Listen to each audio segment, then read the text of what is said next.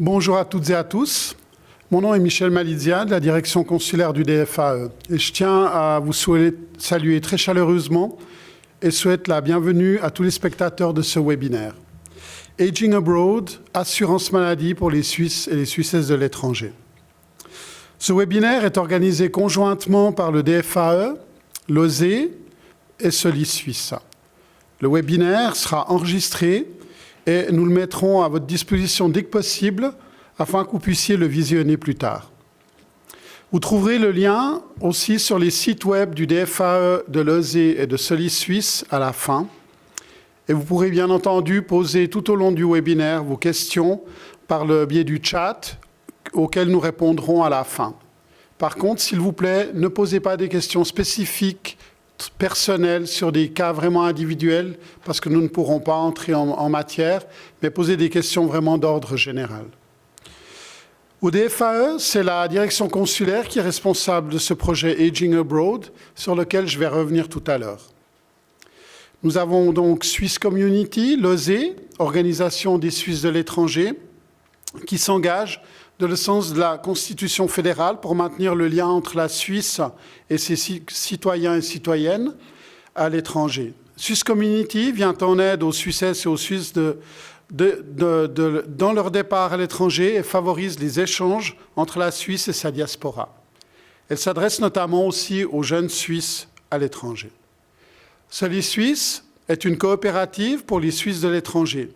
Elle propose, entre autres, des conseils sur les migrations, les globetrotters, la vie et le travail à l'étranger et le retour en Suisse, avec un accent qui est mis sur les questions d'assurance maladie. J'aimerais donc maintenant vous faire une présentation des personnes présentes autour de cette table.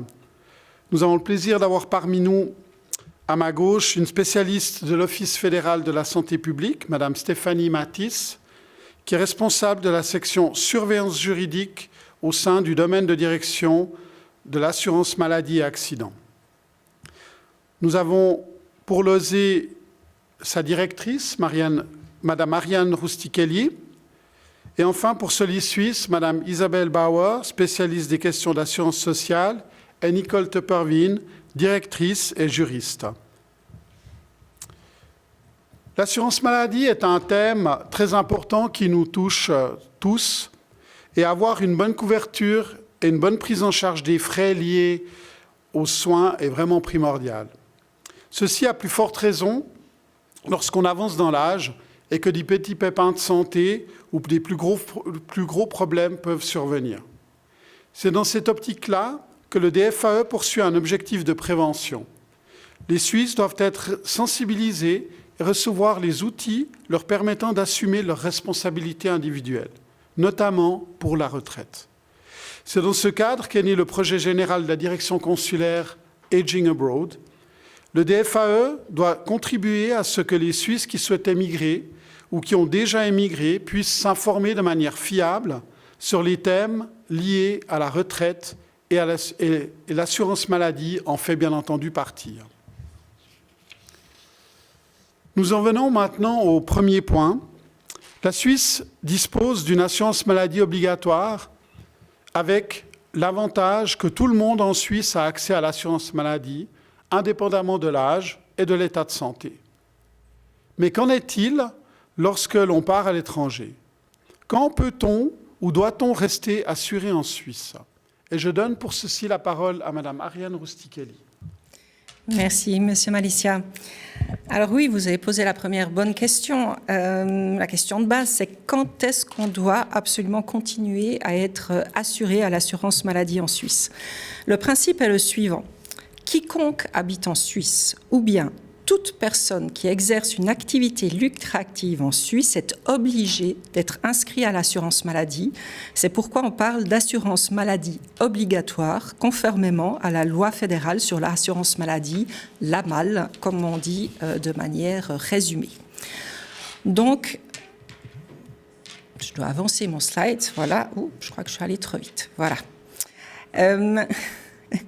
C'est donc le principe du lieu de domicile qui fait foi, si on habite en Suisse, ou le lieu de travail, si on exerce une activité lucrative en Suisse, mais qu'on n'habite pas la Suisse. Donc, que signifie le principe de domicile? Donc, pour une meilleure compréhension, on va peut-être examiner ce que dit la loi. Or, la loi est assez claire. Le principe de domicile est expliqué dans les articles 23 et suivants du Code civil suisse. Vous voyez s'afficher à l'écran l'article 23 du Code civil qui donne la définition du domicile. Donc, le domicile de toute personne est le lieu où elle réside avec l'intention de s'y établir. Le séjour dans une institution de formation ou le placement dans un établissement d'éducation ou le fait d'être dans un home ou dans une maison de détention ne constitue pas le domicile. À cela s'ajoute le fait qu'on ne peut pas avoir plusieurs domiciles. Enfin, cette dernière disposition ne s'applique pas à l'établissement industriel ou commercial. Vous voyez maintenant s'afficher l'article 24 qui spécifie qu'en cas de changement de domicile, on conserve son domicile aussi longtemps qu'on n'en a pas créé de nouveau. Et le lieu où la personne réside est considéré comme son domicile lorsque l'existence d'un domicile antérieur ne peut pas être établie ou bien lorsque la personne a quitté son domicile à l'étranger, elle revient en Suisse, elle n'a pas encore acquis un nouveau domicile en Suisse. Donc en résumé, le domicile, c'est le lieu où vous vous êtes enregistré, c'est la commune auprès de laquelle vous êtes annoncé et vous avez déposé vos papiers. Que se passe-t-il si, par exemple, vous voulez voyager pendant plusieurs mois, faire un tour du monde? Voilà, c'est plutôt un beau projet. Il faut savoir que tant que vous n'avez pas établi de domicile à l'étranger, l'obligation de s'assurer à l'assurance maladie en Suisse est maintenue. Dans ce cas, je pense qu'on peut que vous inciter à informer évidemment votre commune de projet de voyage à l'étranger. On a informé aussi votre assurance maladie, mais je dirais plus largement tous les points de contact en Suisse, que ce soit au niveau de la confédération, au niveau communal ou au niveau cantonal, aussi vos assureurs de votre projet. Il faut rappeler que partir à l'étranger, même pour un projet de voyage de plusieurs mois, n'est pas une chose qui s'improvise. Que se passe-t-il, par exemple, pour de jeunes Suisses qui désirent aller étudier à l'étranger? Les étudiants conservent leur domicile légal en Suisse. À noter que pour les étudiants qui vont étudier dans un pays de l'Union européenne, de l'AELE ou le Royaume-Uni, ils restent soumis à l'assurance maladie obligatoire en Suisse, pour autant qu'ils n'exercent pas d'activité lucrative à côté de leurs études. Cela nous mène au principe de point de rattachement. Alors, que signifie le principe du lieu de travail? Donc, le lieu de travail, je l'ai déjà dit, est déterminant pour savoir si vous devez, oui ou non, vous assurer à l'assurance maladie obligatoire en Suisse.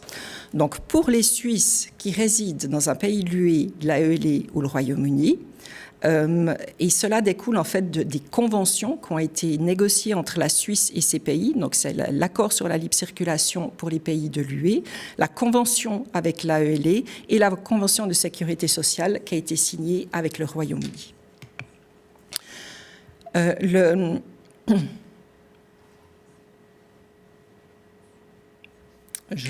Voilà. L'obligation de s'assurer commence dès le début de l'activité professionnelle, donc en fait à partir de 18 ans en général, et cette obligation de rester assuré à l'assurance maladie en Suisse s'étend à tous les membres de la famille, qu'ils exercent ou non une activité professionnelle. Maintenant, passons à la notion de droit d'option pour les frontaliers. Donc déjà, le frontalier, vous savez, c'est une personne qui habite à l'étranger, mais qui va venir travailler en Suisse et tous les jours, elle va faire la navette entre son pays de résidence et son pays de travail, donc la Suisse en l'occurrence. Certaines personnes, les frontaliers qui habitent en Allemagne, en Autriche, en Italie et en France, ont la possibilité de choisir quelle assurance ils vont choisir pour l'assurance maladie. Est-ce qu'ils vont être assurés dans leur pays de résidence, à l'étranger, ou le pays dans lequel ils travaillent, en l'occurrence la Suisse. Il y a également un droit d'option pour les rentiers suisses. Donc, les personnes retraitées qui vont résider dans un pays de l'UE, de l'AELE et du Royaume-Uni et qui ne perçoivent qu'une rente suisse, mais pas de rente de leur pays de résidence, peuvent rester assurés auprès de l'assurance maladie en Suisse et se faire soigner en Suisse. À noter que cela est uniquement valable pour les bénéficiaires de rente suisses qui habitent en Allemagne, en Autriche, en Italie, en France, en Espagne et au Portugal. À cela s'ajoute le fait que quand un Suisse va au moment de la retraite à l'étranger, il a 3 mois pour faire la demande dès son établissement à l'étranger. Et dans ce cas-là, il y a un droit d'option, justement, c'est-à-dire qu'il va pouvoir choisir soit de s'assurer à l'assurance maladie suisse ou à l'assurance maladie de son lieu de résidence pour les pays que j'ai cités. Il faut juste faire attention au fait que donc, vous avez 3 mois pour faire ce choix.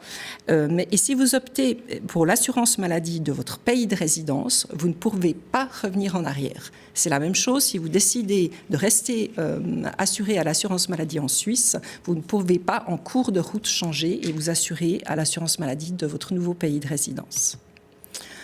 Il y a encore d'autres cas, notamment où on reste soumis à l'obligation de s'assurer en Suisse, c'est lorsqu'on en est détaché à l'étranger ou bien détaché et qu'on travaille pour la Confédération. Donc je vais peut-être un peu éclaircir cette notion de détachement, comme on dit dans le jargon.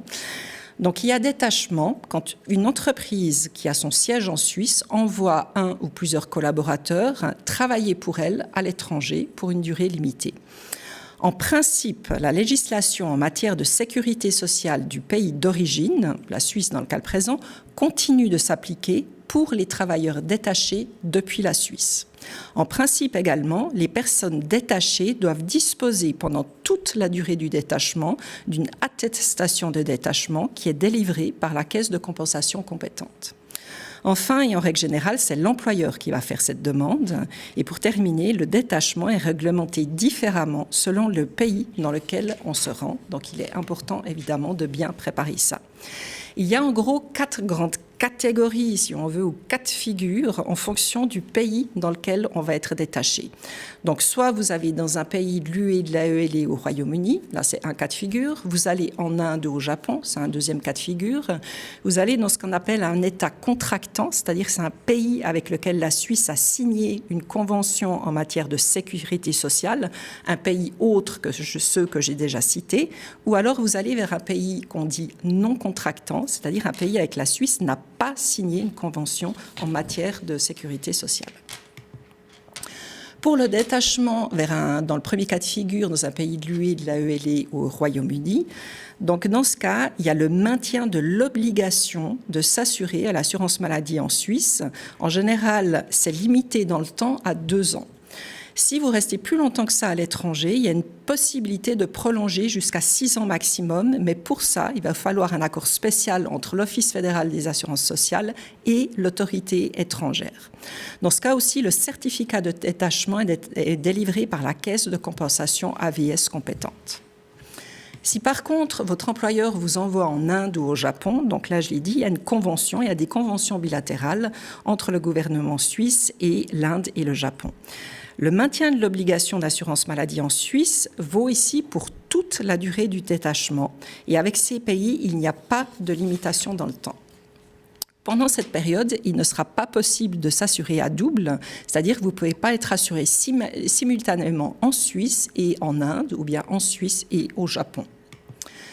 Cela est différent, par contre, si vous allez être envoyé dans un pays contractant, puisque la Suisse a conclu des conventions de sécurité sociale avec d'autres États. Il y a toute une liste que vous trouvez, si je ne me trompe pas, sur le site Internet de l'Office fédéral des assurances sociales, qui est très bien documenté. Et là, il n'y a pas de limitation dans le temps et l'obligation d'assurance maladie perdure pendant toute la durée du détachement. Il est possible que dans ces pays, des fois, d'être assurés à double. Dans ce cas, on va pouvoir faire une demande d'exemption de l'obligation d'assurance maladie en Suisse, surtout si la charge financière est trop lourde à supporter et si on dispose déjà d'une couverture d'assurance équivalente dans le nouveau pays de résidence. Pour le dernier cas de figure, qui est le cas d'un détachement dans un pays non contractant, donc un pays avec lequel la Suisse n'a pas de convention de sécurité sociale, il existe, je vais continuer, il y a en général une limitation dans le temps, il y a une obligation d'assurance à la caisse maladie en Suisse, qui dure 2 ans. Vous pouvez prolonger jusqu'à 6 ans cette obligation. Si l'autre État dans lequel vous allez travailler a elle-même une obligation d'assurance, donc une assurance maladie obligatoire, une demande d'exemption de l'obligation d'assurance maladie en Suisse peut être déposée auprès de l'autorité cantonale compétente afin d'éviter justement cette double assurance. Maintenant, il y a encore un dernier cas de figure qui est le cas des personnes qui travaillent pour la Confédération ou bien qui travaillent pour une collectivité de droit public ou un établissement de droit public. Donc, ces personnes et tous les membres de leur famille doivent s'assurer auprès de l'assurance maladie obligatoire en Suisse lorsqu'elles séjournent à l'étranger. Il y a une exception à la règle, c'est si les membres de la famille de la personne qui est détachée à l'étranger exercent à l'étranger une activité lucrative qui est soumise à l'obligation de s'assurer contre la maladie dans un autre système d'assurance maladie obligatoire. Dans ce cas précis, il n'y a pas de limitation dans le temps. Pour terminer, M. Malizia vous a déjà présenté notre organisation, mais je vais faire quand même un petit résumé. L'organisation des Suisses de l'étranger, Swiss Committee pour le brand, parce que c'est plus facile que de décliner notre nom en 4 langues, est une fondation de droit privé qui a été créée en 1916, qui poursuit 4 buts, qui est d'informer, de défendre, de relier, de conseiller les Suisses dans le monde et de maintenir leurs liens avec la Suisse. On s'engage pour les intérêts des Suisses de l'étranger, également au niveau politique, et pour cela, on peut compter sur près de 80 parlementaires fédéraux réunis dans l'intergroupe parlementaire suisse de l'étranger. Ils se réunissent une fois par session pour discuter des thèmes en lien avec les Suisses de l'étranger. Un exemple actuel, un postulat a été déposé par la conseillère nationale Elisabeth Schneider qui demandait de garantir une couverture d'assurance maladie pour les Suisses de l'étranger. Le Conseil fédéral a répondu à ce postulat le 16 août dernier. Il a dit que je résume la réponse, mais en gros, la réponse disait que la réglementation actuelle sur l'obligation de s'affilier à l'assurance maladie depuis l'étranger était suffisante telle qu'elle était actuellement. Un autre organe de notre organisation est le Conseil des Suisses de l'étranger, c'est notre organe suprême. Il défend aussi vos intérêts, il parle de sujets politiques et les décisions sont ensuite données directement au Conseil fédéral. Pour terminer, je dirais que nous sommes là pour vous. Donc, si vous avez des questions, vous pouvez nous écrire, nous appeler. On a un site web qui est très complet, disons-le. Et vous pouvez directement vous adresser à Madame Stéphanie Leber, qui a fait cette présentation en allemand juste avant moi, si vous avez des questions. Merci. Merci beaucoup, Madame Rustichelli. Il y a des cas un petit peu particuliers parfois. Et par exemple, il existe maintenant, dans certains cas, la possibilité de se faire exempter de l'assurance maladie. Madame Matisse, quand est-ce qu'on peut être exempté de cette obligation de s'assurer en Suisse? Bonjour à tous et tout. Alors, nous venons d'entendre les raisons de l'obligation d'assurance en Suisse. Je reviens brièvement sur l'article 3 de la MAL sur l'obligation de s'assurer. L'article dit que toute personne domiciliée en Suisse doit s'assurer sur les soins en cas de maladie et dans les 3 mois qui suivent sa prise de domicile ou sa naissance en Suisse. L'assurance débute au moment de la prise de domicile ou de la naissance. Alors, ça c'est la règle, mais bien sûr, il y a toujours des exceptions de la règle générale et j'aimerais vous le présenter un peu plus en détail. Ces exceptions que je mets ici, il s'agit de citoyens suisses qui, bien que domiciliés en Suisse, peuvent se faire exempter de l'obligation de s'assurer. On a toutes les exceptions dans l'article 2 de l'ordonnance sur l'assurance maladie. Et là, il y a brièvement l'alinéa 2 qui dit si on est double chargé, ça veut dire on est déjà assuré dans un pays tiers avec lequel il n'y a pas une coordination. On a déjà entendu dans la présentation de l'USA avant. Et on est on a la protection qui est équivalente à celle de la Suisse. Ça, c'est une raison qu'on peut dire pour être exemptés de l'obligation de s'assurer. Une autre possibilité est pour les personnes en formation. Ça veut dire les élèves, les étudiants, les stagiaires qui viennent en Suisse pour poursuivre une formation. S'ils ont une protection d'assurance équivalente à celle qui prévoit l'AMAL, ils peuvent se laisser exempter. Et le troisième cas que je présente, qui probablement est un des raisons le plus souvent, c'est l'assurance en Suisse, selon l'AMAL, représente une nette détérioration de la couverture d'assurance actuelle. C'est probablement le motif d'exception le plus fréquent que j'ai déjà dit. Et pour ça, je vais aller plus en détail sur ces points-là. Je vous mis le texte de alinéa 8 de cet article qui dit les personnes peuvent être exceptées sur requête dont l'adhésion à l'assurance suisse engendrait une nette dégradation de la protection d'assurance ou de la couverture de frais et qui, en raison de leur âge ou de leur état de santé, ne pourraient pas conclure une assurance complémentaire ayant la même accompagnée d'une attestation écrite. Je crois que je ratais une phrase, excusez-moi. Il y a même entendu. Oui, même entendu, ou ne pourrait le faire qu'à des conditions difficilement acceptables. Alors, la requête doit être accompagnée d'une attestation écrite de l'organisme étranger compétent donnant tous les renseignements nécessaires. L'intéressé ne peut revenir sur l'exception ou la reconnaissance à une exception sans raison particulière. Qu'est-ce que ça veut dire ? Pour être exempté, il faut que la situation d'assurance se soit considérablement détériorée et que l'âge ou l'état de santé de la personne concernée l'empêche de fait de s'assurer de manière équivalente en Suisse. Une raison de l'âge, c'est environ un âge que plus de 55 ans qui est prévu. Et la chose importante est qu'il convient de noter que les soins en Suisse doivent également être inclus dans l'assurance étrangère et que dans la pratique, c'est souvent un motif de refus de l'autorité cantonale compétente. En cas de doute, on est aussi soumis sur l'assurance suisse. On s'assure ainsi que les prestations nécessaires sont également couvertes en Suisse et c'est qui tout à l'avantage de la personne concernée. La décision est prise par l'autorité cantonale.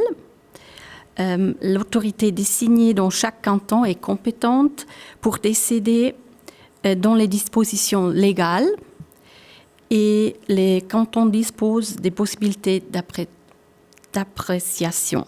Ça veut dire le même cas peut être traité un peu différemment dans les cantons différents, mais si c'est encore dans les lignes légales, ce n'est pas un problème. Je résume vite. On peut avoir une exemption, mais c'est sur demande. Les motifs d'exemption sont écrits dans l'article 2 de l'OAMAL. Les conditions sont strictes pour une exemption et il y a toujours l'impératif que la couverture d'assurance existante soit équivalente à celle de l'AMAL.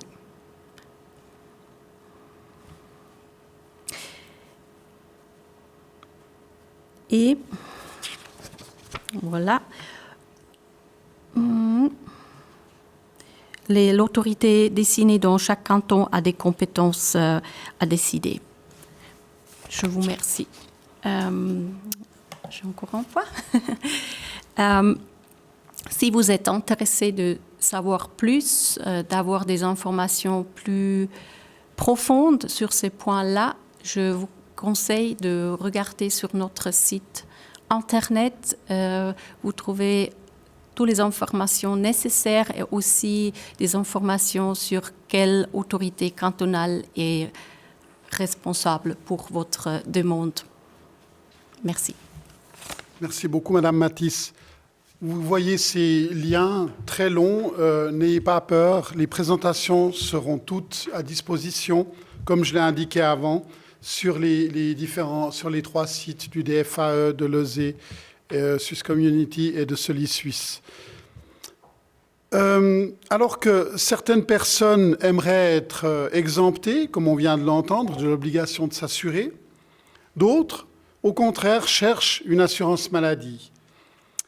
Madame Nicole Tepperwien, Madame Isabelle Bauer, quand faut-il une assurance internationale? À quoi faut-il faire attention en matière d'assurance internationale, s'il vous plaît? Merci beaucoup. Aussi, bienvenue de Soli Suisse. Nous sommes très contents d'être ici. Vous avez déjà vu, Soli Suisse est une coopérative, je ne vais pas dire trop. Et chez nous, il se tourne beaucoup de gens qui sont peut-être en train de partir de la Suisse ou qui sont déjà à l'étranger et qui cherchent des conseils et de temps en temps aussi concrètement des assurances maladie. Et comme ça, toute la question d'assurance est très importante pour nous et aussi pour nos membres. Et maintenant, on nous tourne un peu, comme c'était déjà dit, aussi à des solutions internationales. Bon. Pour beaucoup, cette question d'assurance internationale peut aussi une des questions pour déterminer où aller ou peut-être quoi faire comme retraité, parce que, comme nous sommes tous conscients, de temps en temps, c'est assez difficile de recevoir une assurance internationale privée.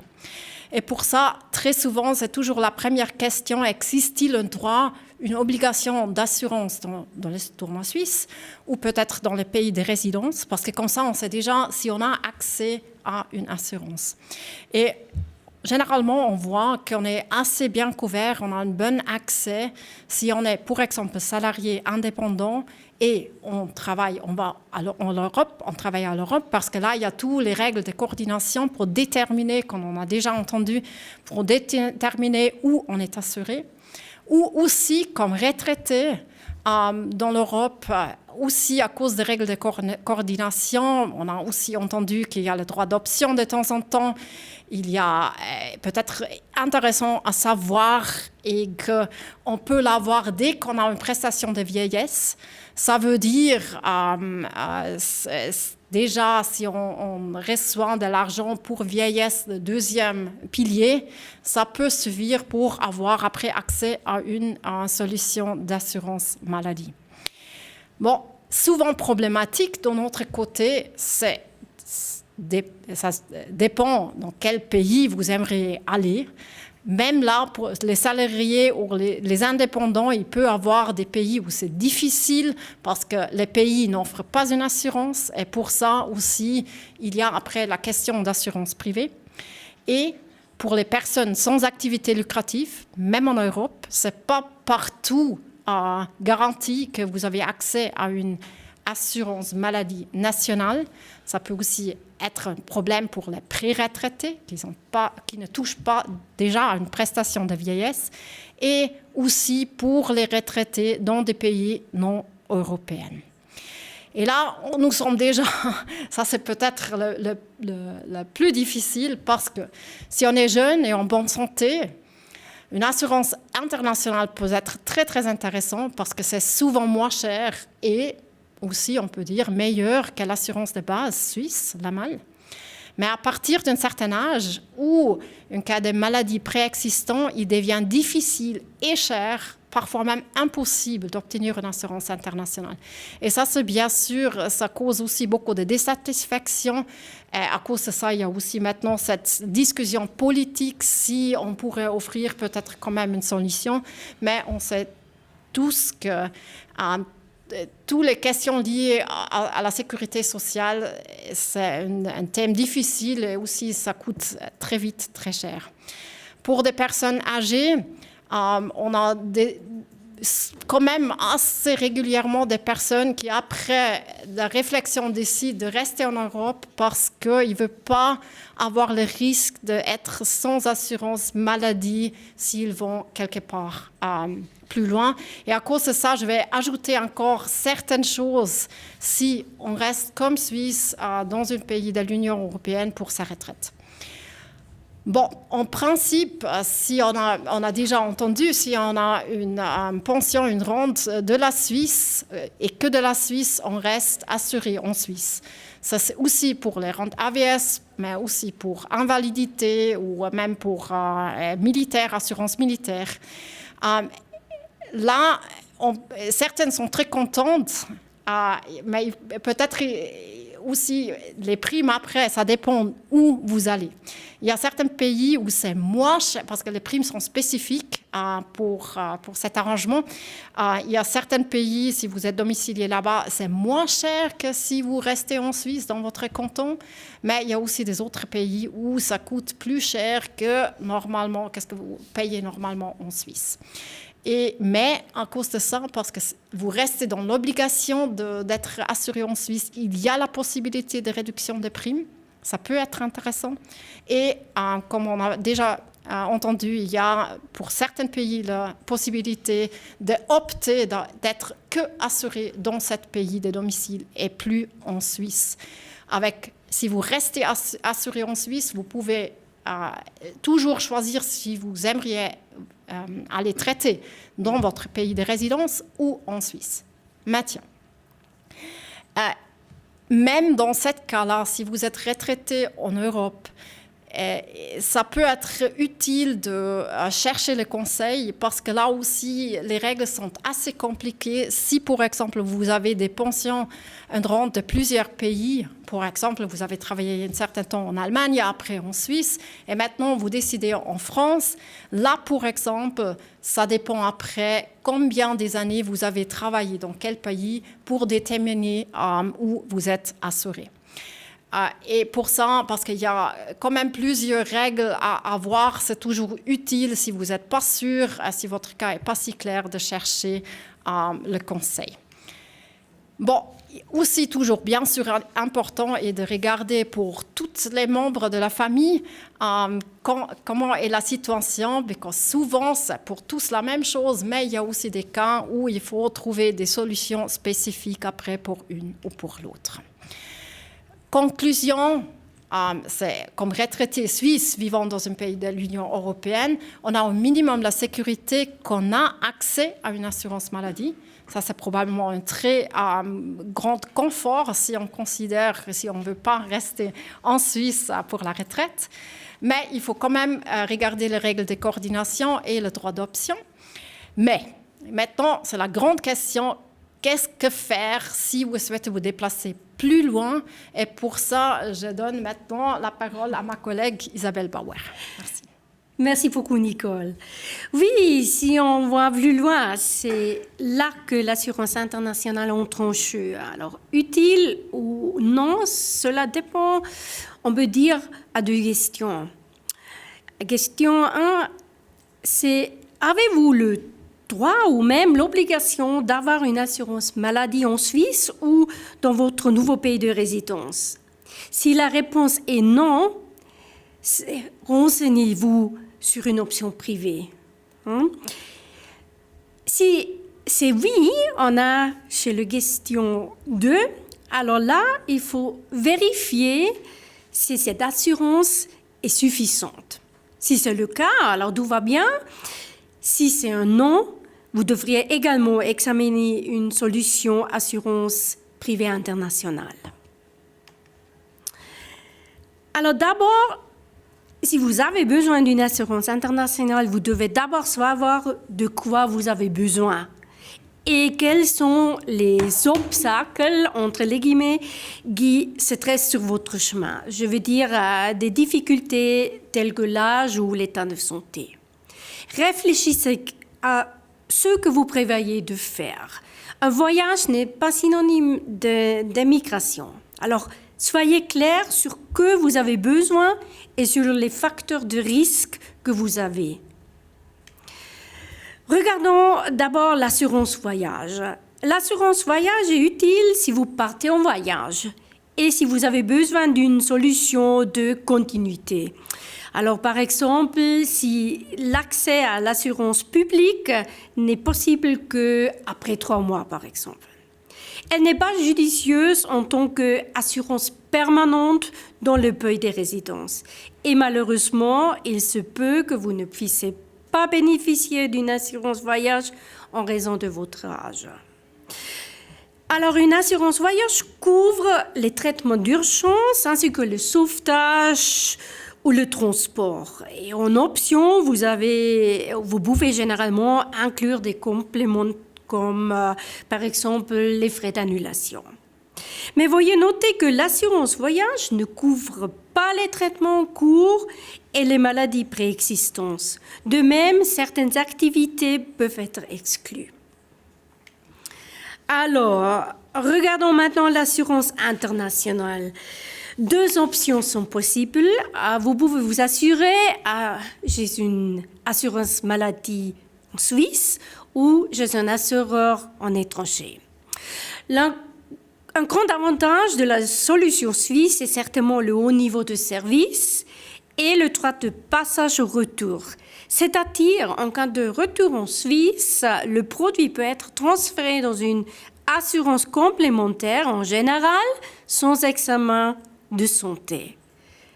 En cas de retour, alors si vous souscrivez une assurance, vous avez toujours un examen de santé, malheureusement. Le grand désavantage, c'est certainement que vous devez encore être inscrit en Suisse pour pouvoir souscrire.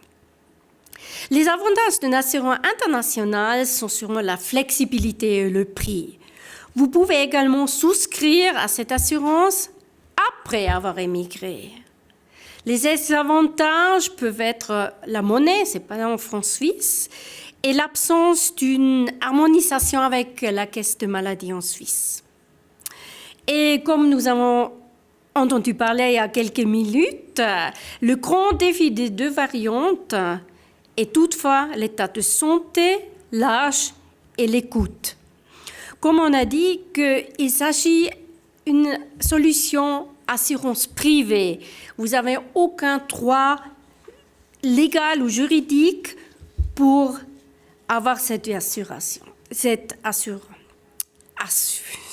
Voilà, je m'excuse. Alors, voyons ce qui fait une bonne assurance maladie internationale. L'assurance devrait pouvoir être renouvelée à vie, ne pas avoir une guillotine d'âge ni de réduction des prestations à partir de l'âge de retraite. Le montant de somme assurée ainsi que le montant des franchises, c'est seulement un critère. La couverture devrait être complète et inclure les traitements contre les cancers, les dialyses, etc.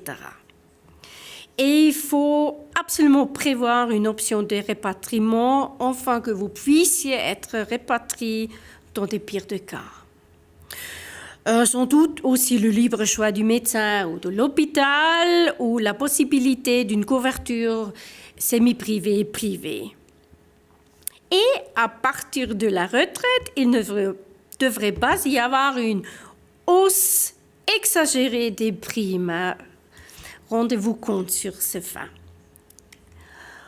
En outre, selon votre situation personnelle, vous devrez y voir s'il y a des restrictions, comme par exemple l'exclusion de certaines régions. Si seuls les frais d'hospitalisation sont assurés ou s'il existe une combinaison stationnaire ambulatoire. Et le délai de résiliation. Il ne faut pas sous-estimer la différence entre une résiliation annuelle et une résiliation tous les 3 ans. Ensuite, l'option moratoire. Moratoire veut dire que les maladies déjà existantes ne sont pas assurées pendant une période limitée par contrat. Ce qui paraît négatif au premier moment peut, dans certaines circonstances, permettre d'accéder à l'assurance internationale. Comme mentionné, une assurance internationale n'est pas obligé de vous prendre en charge. Avec un moratoire, l'assurance réduit son risque de verser des prestations pour des maladies préexistantes. Le moratoire est donc souvent la seule possibilité d'accéder à la solution assurance internationale avec des maladies préexistantes. Alors, permettez-moi de dire encore quelques mots sur la REGA. La REGA est une bonne chose. Elle vous soutient à l'étranger avec des conseils médicaux et en cas d'urgence, elle vous ramène en Suisse si aucune autre possibilité n'existe ou n'est judicieuse sur place. Ceci est valable tant que vous êtes domicilié en Suisse. Si vous êtes suisse ou suissesse à l'étranger, vous recevez des conseils médicaux. Un rapatriement par la REGA n'est normalement possible que s'il n'y a pas d'autres moyens. Et que l'intention de rentrer en Suisse est manifestée et que la question des coûts est clarifiée. Voilà les coûts. Le transport et le sauvetage ne sont pas gratuits et peuvent, selon les circonstances, coûter très très cher. Avec Résidence Suisse, une partie des frais de transport est prise en charge par la LAMAL. La LAMAL ne participe pas au sauvetage ou aux actions de recherche et au sauvetage à l'étranger, ni aux répatriations. Et ça, c'est tout à votre charge.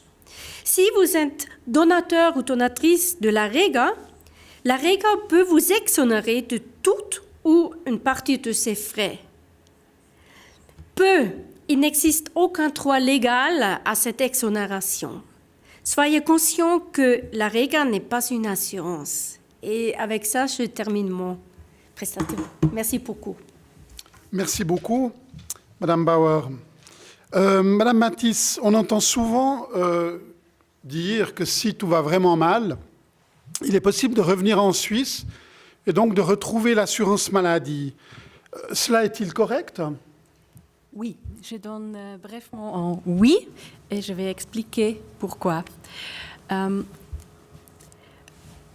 retour en Suisse, j'aimerais bien retourner sur le point de l'obligation de s'assurer et le principe de l'assurance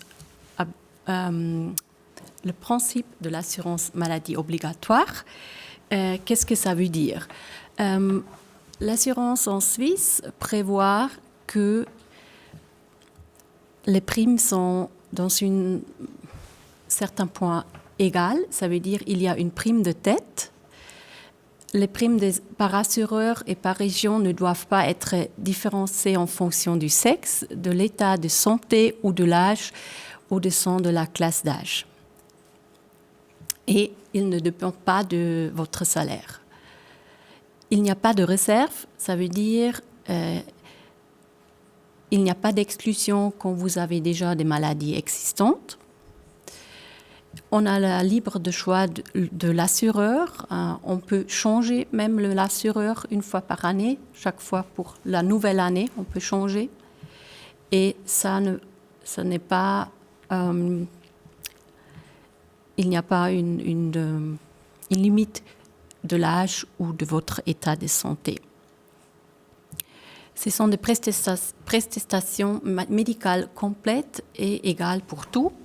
Et c'est la loi de l'assurance maladie qui règle et s'applique sur tout. Alors, je dis oui à votre question, si on peut si on peut s'assurer. En Suisse, il existe le principe de l'obligation de s'assurer selon l'article 3 que vous voyez là, et qui a déjà été discuté en détail précédemment. Ensuite, toute personne peut se réassurer dans l'assurance maladie de base à son retour en Suisse. La loi prévoit un délai d'inscription de 3 mois et il faut faire attention parce qu'il est impératif de respecter ce délai. Dans les cas contraires, une pénalité peut être appliquée, ceci dans le sens d'un supplément que l'assureur doit précevoir. Je viens plus détailler sur cette annonce tardive.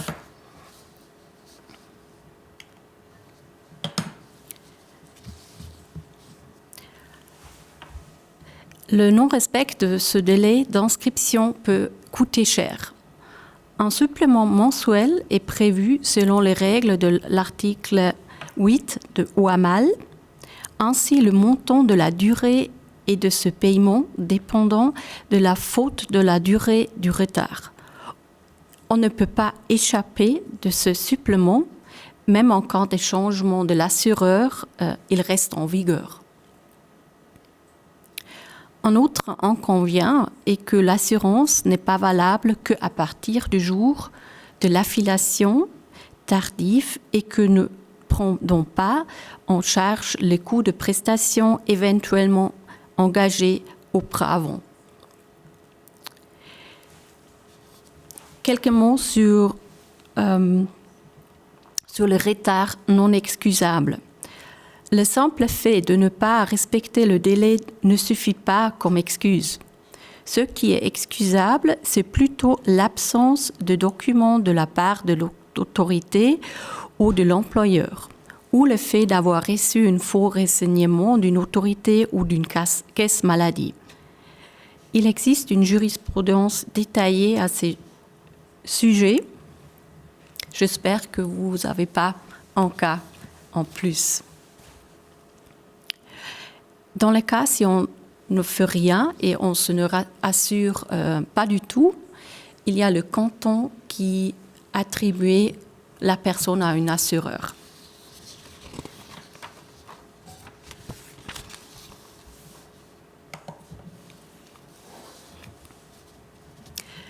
On a parlé qu'on peut retourner en Suisse et s'assurer si tout va mauvais dans l'autre pays, mais il faut aussi dire que il faut vraiment prendre domicile en Suisse pour s'inscrire dans l'assurance. Pour les assureurs, il est interdit d'accepter des personnes qui ne viennent qu'en Suisse pour se faire soigner. Ça veut dire il ne suffit pas de venir pour quelques mois en Suisse, se laisser traiter, soigner et retourner. C'est vraiment l'obligatoire de prendre domicile en Suisse. Merci beaucoup, Madame Matisse. On en arrive gentiment aux questions. Et il y en a une qui me vient comme ça. Donc, on a vu maintenant que si on peut revenir en Suisse, est-ce qu'on peut se réassurer, etc. Mais à contrario, si j'habite à l'étranger sans avoir annoncé mon départ en Suisse, et que je continue de payer mes cotisations à l'assurance, est-ce que je suis quand même couvert par cette assurance, même si je n'habite pas en Suisse? Malheureusement pas. Je vous déconseille de faire de cette manière. Vous avez un contrat avec l'assureur. Là, c'est aussi écrit que vous devez les informer de votre circonstance. Et bien sûr, si vous changez votre domicile, c'est une chose à savoir pour l'assureur. Et vous pouvez continuer de payer, mais dans le cas d'une maladie, vous n'avez pas le droit que l'assureur va vous payer votre frais. Je déconseille de faire ça. Merci beaucoup. La question suivante, je pense qu'on vient de l'aborder. Si un jour je vais me faire opérer en Suisse, est-ce que je peux revenir et m'assurer à une caisse maladie pour un temps déterminé? Et ça, je pense que Mme Matisse vient de donner la réponse, dans le sens où on est obligé de prendre domicile en Suisse. Donc, je ne peux pas revenir juste pour un temps déterminé, tel que c'est indiqué dans la question de la personne. Une autre question, existe-t-il une assurance maladie suisse qui donne un accès illimité aux médecins et aux hôpitaux dans les pays non membres de l'Union européenne ou de l'AELE? Qui veut répondre à cette question? Malheureusement, ce n'est pas le cas. Bon, il y a certaines assurances maladie suisses qui offrent une assurance internationale privée. Et comme ça, vous avez aussi une accès. Si vous pouvez entrer dans cette assurance, là, après, vous avez un accès plus ou moins illimité aux médecins et aux hôpitaux dans les pays non membres de l'Union européenne. Mais il faut quand même faire attention parce que c'est aussi une assurance privée dans ces cas-là. Après, il faut aussi répondre à des questions sur votre santé pour y entrer. Merci beaucoup. Aurais-je la possibilité de contracter à nouveau une assurance maladie en Suisse, principalement dans la perspective de mes séjours en Suisse où je ne dispose d'aucune couverture? On revient de nouveau à la même question de la notion de domicile. Et on peut résumer en fait la chose de la manière suivante, c'est que c'est le corollaire des impôts. Si vous payez vos impôts dans un autre pays, c'est là que vous devez être assuré. Et si vous payez vos impôts en Suisse, parce que vous avez pris domicile en Suisse, à ce moment-là, vous avez le droit de prendre une assurance maladie. Peut-être, Nicole. pour ajouter, il y a certaines assurances qui sont spécialisées pour la Suisse pour des temps limités. C'est après un peu comme une assurance de voyage, mais pour le cas que vous venez en Suisse, et si pour exemple vous savez déjà que vous allez rester 3 mois en Suisse et vous n'avez pas une couverture, ça peut être une très bonne chose, mais là aussi la couverture est normalement limitée. Quand vous avez une crise cardiaque en Suisse, pendant ce temps-là, c'est couvert. Mais, par exemple, si c'est pour un traitement qu'on pourrait planifier, si ce n'est pas vraiment une urgence, après, il n'y a pas de couverture. Merci beaucoup, Madame Teparvin. Une autre question, lorsqu'on réside à l'étranger et qu'on est assuré à la LAMAL. Alors déjà là, je pense qu'on a un problème. Vu qu'on a dit que si on réside à l'étranger, on ne peut pas être assuré à la LAMAL. Comment se passe la prise en charge lors de traitements ou hospitalisations en Suisse?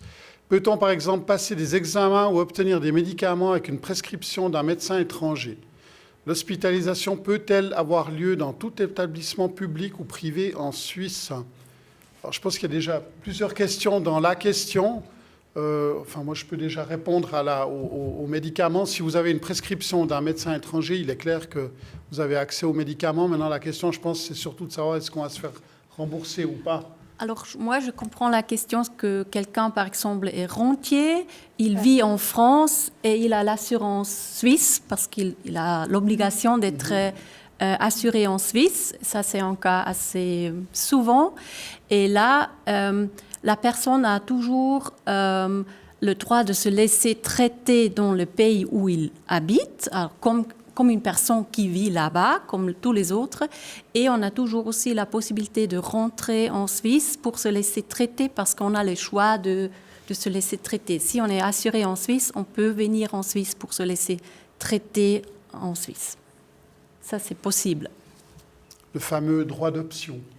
C'est pas le droit d'option. Si on est rentier à l'étranger, d'une rente suisse, on a le droit d'opter pour l'assurance suisse.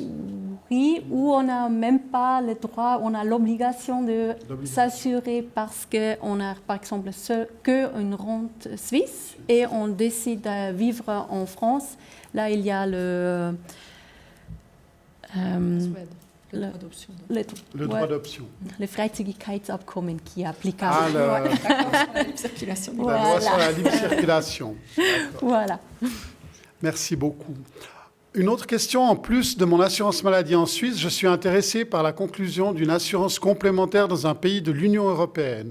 Est-ce que c'est possible? Et si oui, quelles en sont les conditions?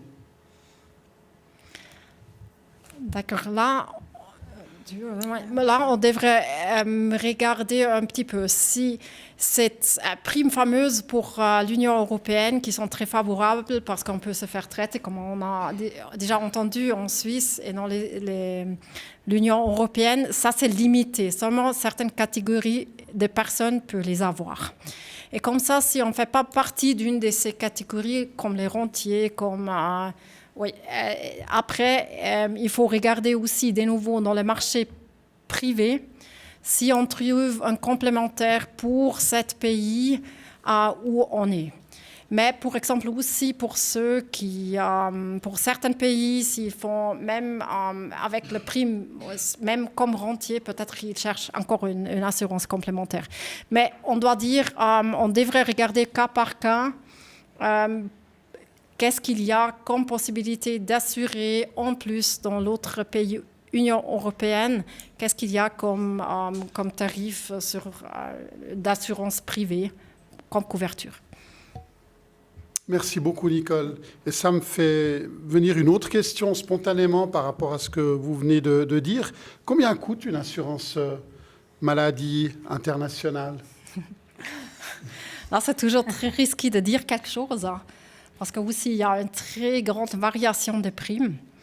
Ça dépend de l'âge, on a dit de somme de couverture, de pays où on est, des choses qu'on veut être assurées. Peut-être aussi parce qu'il y a beaucoup de différentes sociétés d'assurance et beaucoup de flexibilité. On a une très grande variation de primes. Et pour ça aussi, bien sûr, là, s'ils sont très bas, il faut toujours faire un peu d'attention. Ou s'il n'y a pas de questions de santé, il faut faire très attention. J'ai regardé maintenant une fois, ça pour vous donner un peu une idée, pour une mère de 65 ans qui veut aller en Philippines. Là, s'il sait déjà, il va rester que pour une certaine durée de temps, à moins de 7 ans, là, peut-être il trouve quelque chose déjà vers 3 000 francs. Mais s'il veut avoir quelque chose pour plus longtemps, ça peut augmenter jusqu'à 10 000 francs.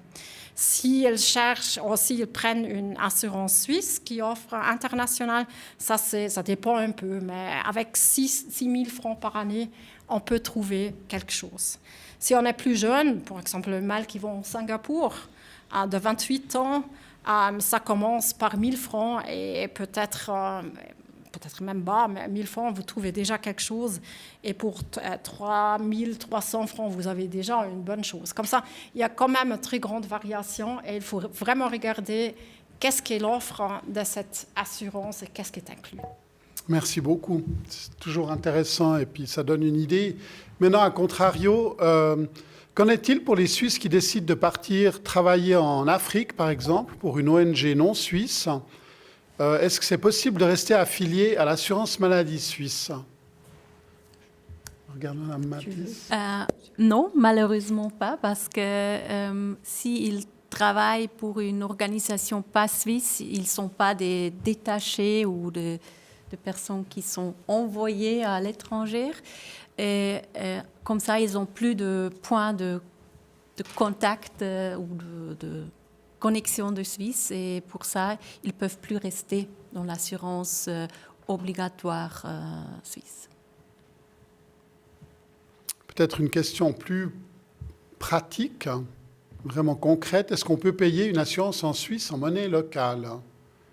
Donc, peut-on payer une assurance suisse en monnaie locale? Donc, c'est quelqu'un qui aimerait prendre probablement une assurance maladie internationale suisse et qui la paierait dans son pays de résidence. Ça, je pense qu'il faut voir au cas par cas, assurance par assurance. Normalement, il faut le payer en francs suisses.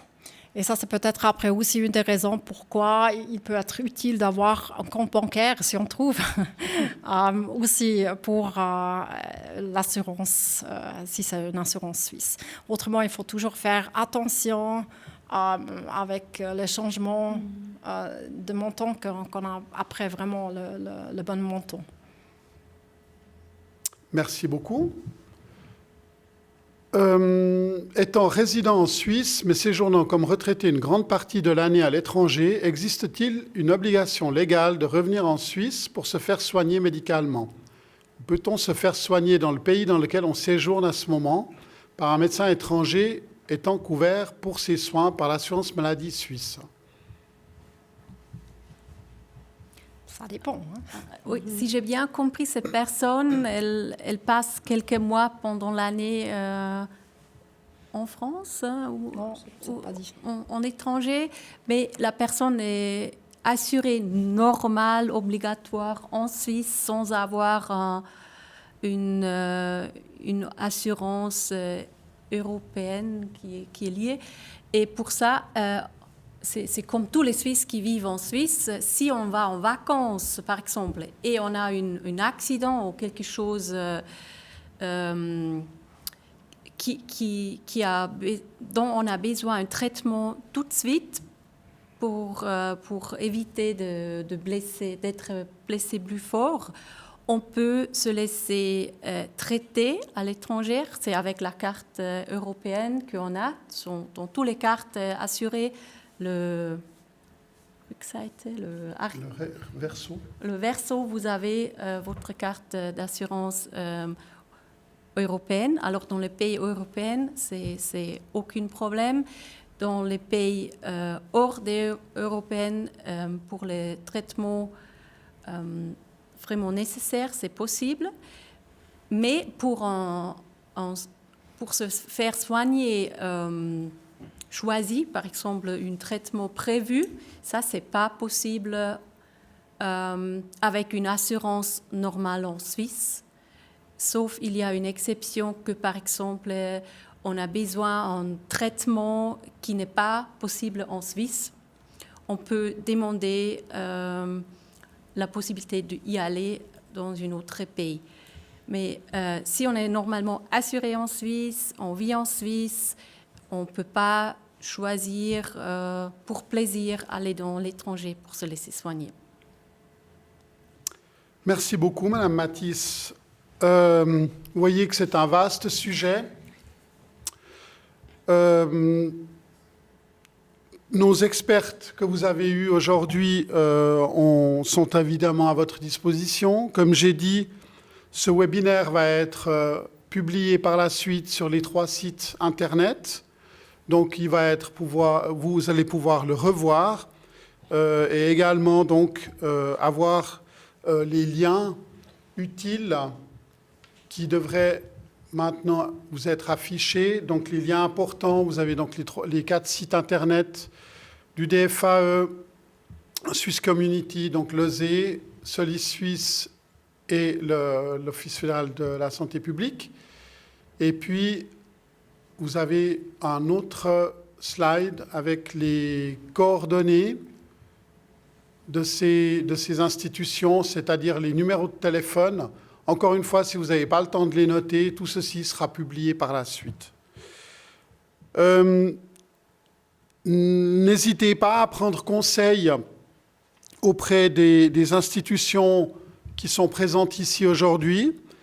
Et puis, surtout, en cas de vraiment problème particulier, n'hésitez pas à prendre contact avec un cabinet spécialisé qui pourra vous aiguiller sur la meilleure solution personnelle selon vos besoins. J'ai le plaisir aussi de vous informer qu'on aura un prochain webinaire qui va être organisé le 13 décembre. Cette fois, ce sera sur le thème des banques, plus spécifique. Et je pense que là aussi, il y aura un grand intérêt de la part de nos concitoyens à l'étranger. J'en profite pour remercier toutes les intervenantes pour les éclairages et les explications utiles qui vous ont été données. Et puis, j'adresse un grand merci à mes collègues qui étaient en coulisses et puis qui ont rendu cet événement possible. Et je vous souhaite une bonne continuation, une bonne fin de journée. Au revoir.